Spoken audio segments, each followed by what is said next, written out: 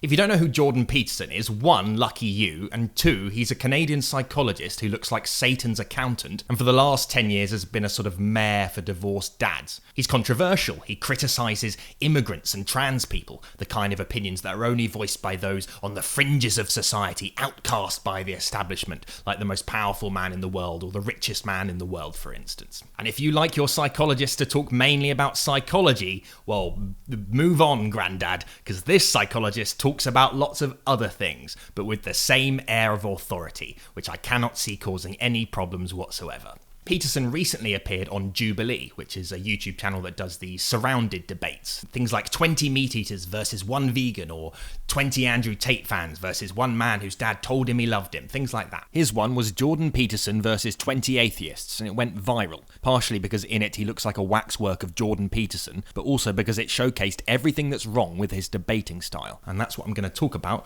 right after this message. I have no sponsors. Please subscribe to my Patreon. End of message. So in the debate, Peterson is being challenged on whether certain aspects of the Bible are true or whether he believes in them literally. And he uses a number of techniques to make it basically impossible to clarify anything. One of these is when asked about something he might find difficult to justify, he just says, "That isn't something I concern myself with." Which I almost kind of respect as a brazen way not to get pinned down on anything. It's like, yeah, it's easy to not lose an argument if anything that might debunk your point you just claim to have no interest in talking about. You say you didn't murder your wife, but her blood is all over your face. I'm not interested in talking about that. That is boring to me. Another technique is to basically reduce being Christian to the most vague, metaphorical bullshit you can come up with. Like, to aim up as hard as you can, no matter what happens to you. Or the principle of voluntary self-sacrifice. But these things don't define Christianity and Christianity only. You can just as easily find those themes in the Quran, or, to be honest, the packaging of a high-protein cereal. But I find if someone asks you to say grace and you start reading off the back of a Wheaties box, the mood changes. Those sentiments alone aren't enough. And so because he reduces Christianity to the kind of inspirational quotes that mums have on the side of coffee mugs, it's hard to know what he actually thinks. Does he believe Jesus rose from the dead?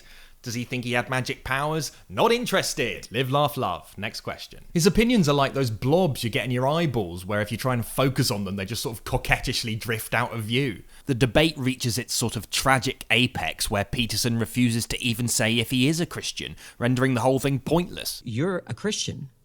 You say that. I haven't claimed that. Well, if he's not a Christian, then the video is just 20 atheists versus 1 butler of a haunted house with no clear belief system, which admittedly would be a great video title. A lot of the reactions to the video have focused on the idea of what the hell does this guy believe? But then I thought, maybe we're getting this wrong.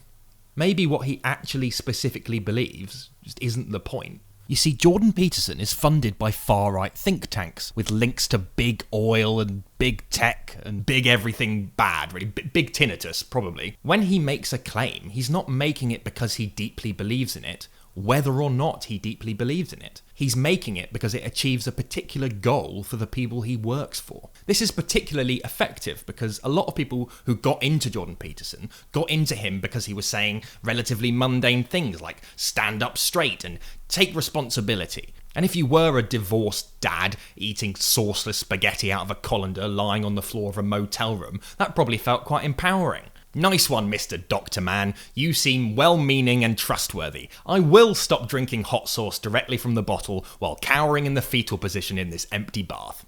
But then not long after that, they're being fed statements about how if women use paper straws, then Bin Laden has won or something, and they're predisposed to trust him. And before you know it, 500,000 well-meaning men are calling solar panels communism and the clitoris a myth.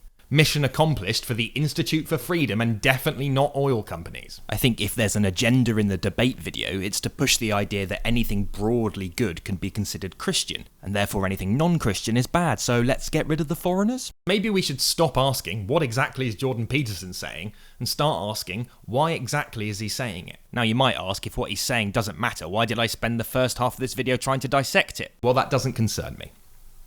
I have no interest in that. Live every day like it's your last.